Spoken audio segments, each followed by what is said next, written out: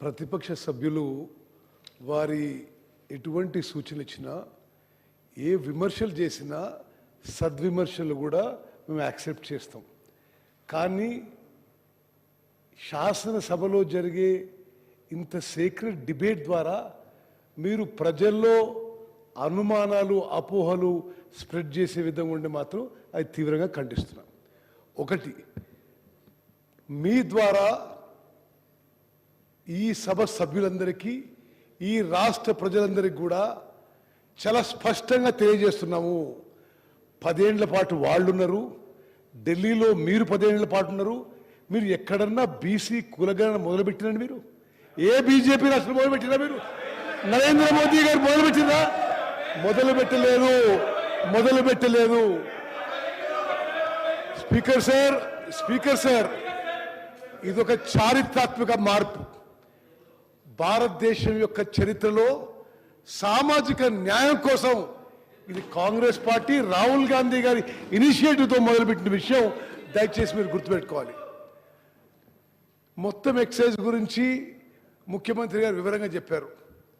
నేను నా సుదీర్ఘ కాలంలో శాసనసభలో పార్లమెంట్లో అనుభవంతో ఇంత భారీ స్థాయి ఎక్సర్సైజ్ ఇంత మెటికులస్గా ఇంత సిస్టమేటిక్గా జరగలేదని చెప్పి నేను మనం చేస్తాను.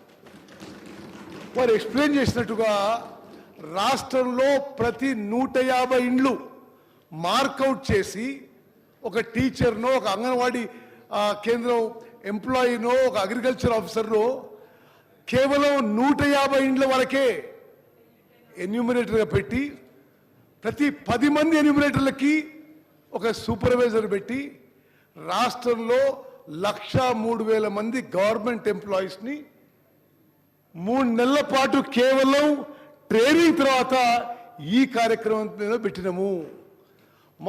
మా ప్రభుత్వం యొక్క చిత్తశుద్ధిని మీరు శంకించొద్దు. మేము బీసీల విషయంలో, ఎస్సీ ఎస్టీల విషయంలో దయచేసి మీరు గమనించాలి. Congress party stands for social justice. Rahul Gandhi గారు పార్లమెంట్లో బయట మాట్లాడినట్టుగా మేము సామాజిక న్యాయానికి కట్టుబడిన విషయం మనవి చేస్తున్నా. స్పీకర్ సార్, ఒకటి ఆ ప్రక్రియ విషయంలో మీకు ప్రతిపక్ష సభ్యులందరికీ కావాలంటే మరోసారి what is the exercise which went in to this whole exercise, this whole effort మేము సపరేట్గా కూడా ప్రజెంటేషన్ ఇస్తాం. మేము చేసిన ప్రక్రియలో ఏమైనా పొరపాట్లు చెబితే we are willing to correct ourselves. Speaker sir, సభ్యులందరికీ రాష్ట్ర ప్రజలందరినీ తెలియజేస్తున్నా, తెలంగాణ రాష్ట్రంలో 1 ఇయర్లో జరిగిన ఎక్సైజ్ బహుశా భారతదేశంలో ఏ రాష్ట్రంలో జరగలేదు. ఇంత మెటికులస్గా, ఇంత సిస్టమేటిక్గా, ఇంత ఇంక్లూజివ్గా ఎక్కడ జరగలేదని చెప్పి నేను మనం చేస్తున్నాను. అదేవిధంగా శంకర్ గారు, తలసాని శ్రీనివాస్ యాదవ్ గారు, శంకర్ గారు, మీరు చేస్తున్న సూచనలు కానీ సద్విమర్శలు కానీ వి యాక్సెప్ట్. బట్ ప్రజల్లో అపోహలు, అనుమానాలు వద్దు. మీరు ఏదో ఫిగర్స్ కలిపి మీరు తగ్గిపోయినట్టు. ఎవరు తగ్గలేదు. దేనికి తగ్గినరు? ఏ ఫిగర్కి పోల్స్తున్నారు మీరు? ఇదంతా చాలా సైంటిఫిక్గా, సిస్టమేటిక్గా, లాజికల్గా చేసిన ఎక్సర్సైజ్. నేను మళ్ళోసారి మీకు మనం చేస్తున్నా, ఎవరిదో పర్సంటేజ్ తగ్గిందని మీరు రకరకాలుగా మనం చేస్తారు. రాష్ట్రంలో ఎస్సీ పాపులేషన్కి 17.43% ఈ యొక్క మరి సోషియో ఎకనామిక్ సర్వేలో మరి వచ్చిన result. ST population 10.45%, BC population 56.33%, ఓసీలు 15.79%. మరి అదేవిధంగా మేము చేసిన ఈ సోషియో ఎకనామిక్ సర్వే ప్రకారం మరి మైనారిటీ పాపులేషన్ సుమారు 13%. నేను మీకు ఏం మనవి చేస్తున్నానంటే స్పీకర్ సార్, ఒకటి, ఈ ఎక్సర్సైజ్ అయితే అధికారులు మరి చాలా సిస్టమేటిక్గా ప్లానింగ్ డిపార్ట్మెంట్ ద్వారా రాష్ట్ర వ్యాప్తంగా చేయడం జరిగిందో, ఎస్, మా లెక్కల ప్రకారం రాష్ట్ర జనాభా 3,70,00,000. 3,70,00,000లో 3,54,00,000 మందికి ఇండివిజువల్ సర్వే జరిగింది. మేము వచ్చిన లెక్క ఫిజికల్గా లెక్క ఎంత వచ్చిందంటే 4,20,00,000 ఉండాలి, 5 కోట్లు ఉండాలంటే దానికి ఎవరేం చేయాలి? ఇది సిస్టమేటిక్గా మొత్తం రాష్ట్రంలో ప్రతి ఇంటికి మార్కింగ్ జరిగి, లిస్టింగ్ జరిగి, ఎన్యూమినేటర్స్ మార్క్ అయ్యి, ట్రైనింగ్ అయ్యి, ఇంటింటికి పోయిన సర్వే. మరి ప్రతిపక్ష శాసనసభ్యులు మనం చేస్తున్న సెన్సస్లో కూడా బహుశా ఇంత సిస్టమేటిక్ జరగకపోయిండొచ్చు.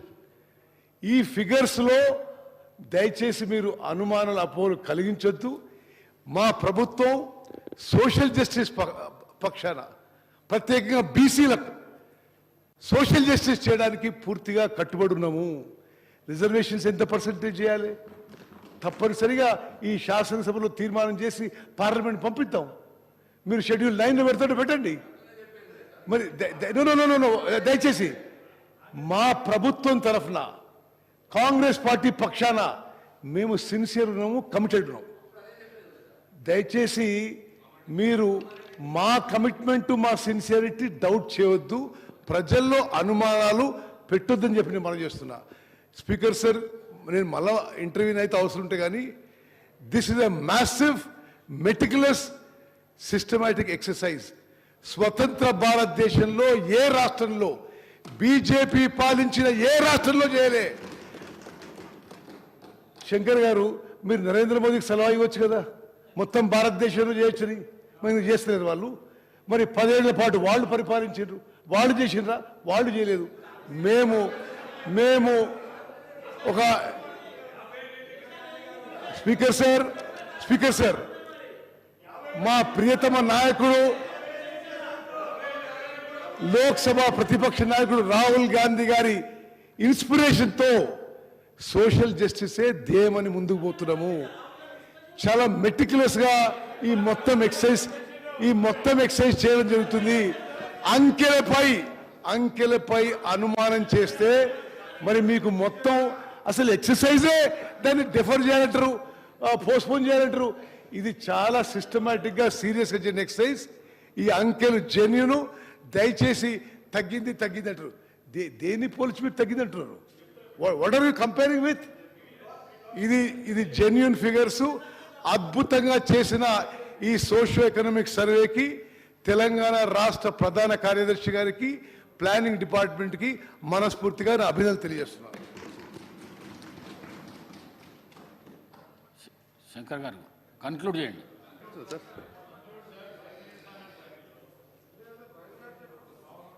గౌరవ మంత్రివర్యులకు నేనేం తప్పుడు చెప్పలేదు అధ్యక్ష. నేను ప్రభుత్వ వెబ్సైట్లో నుంచి మాత్రమే తీసుకున్నా. ఇంకొకటేమో ప్రభుత్వం ఇచ్చినటువంటి లెక్క తీసుకున్నా. రెండుంటి కంపేర్ చేసి చెప్తున్నా. మంత్రి గారు ఏమంటారు ఒక మాట, లేదు మేము ఎక్కడా కూడా తగ్గించలేదు అనే మాట మాట్లాడుతున్నాడు. అధ్యక్ష, నాకు ఒకటి తెలియకడుగుతున్నా. 2014లో ఉన్నటువంటి సంఖ్య 2024కు వచ్చే వరకంటే 21 లక్ష తగ్గింది. ఇది తప్పు కాదా? ఒకటే నిమిషం. ఐఎమ్ సారీ మిమ్మల్ని ఇంటరప్ట్ చేస్తున్నా. 2014 ఏ సంఖ్య అంటుండే నేను? 2014లో జాతీయ స్థాయిలో సెన్సస్ జరిగిందా? 2014లో ఏ ఫిగర్స్ కోట్ చేస్తుందో చెప్పాలి. దానికి ఏ అథారిటీ ఉంది, ఏ డాక్యుమెంట్ ఉంది, దయచేసి చెప్పాలి. మనం చేస్తున్నాం. అది కూడా చెప్తా అధ్యక్ష, అది కూడా చెప్తా మీకు. అధ్యక్ష, తెలంగాణ రాష్ట్రం వచ్చిన తర్వాత ప్రభుత్వం ఏ పార్టీది ఉన్నదనేది పక్కకు పెడదాం. ఆ రోజు ప్రభుత్వం చేసినటువంటి డాక్యుమెంట్ వెబ్సైట్లో ఉన్నది. ఇది నాకు వ్యక్తిగతంగా ఇవ్వలే, వెబ్సైట్లో ఉన్నది, ప్రభుత్వ అధికారిక వెబ్సైట్లో ఉన్నది. నేనేమంటున్నానంటే ఇది ప్రభుత్వ అధికారిక వెబ్సైట్లో ఉంది. ఆ రోజు ప్రభుత్వం ఏది ఉన్నా అనేది కాదు, ప్రభుత్వమే కదా, ఆ రోజు ఉన్నటువంటి ప్రభుత్వమే కదా చెప్పింది. ఈ రోజు ప్రభుత్వమే, ఆ రోజు ప్రభుత్వమే. సార్ నేను దయచేసి ఆయన దగ్గర ఉన్న రికార్డు ఏ ఆధారంగా చెప్తా ఉన్నారు, ఎక్కడి నుంచి వచ్చింది రికార్డు? గత ప్రభుత్వం ఆ రోజు whether they have made A public document, public document చేసిన అధ్యక్ష శాసనసభ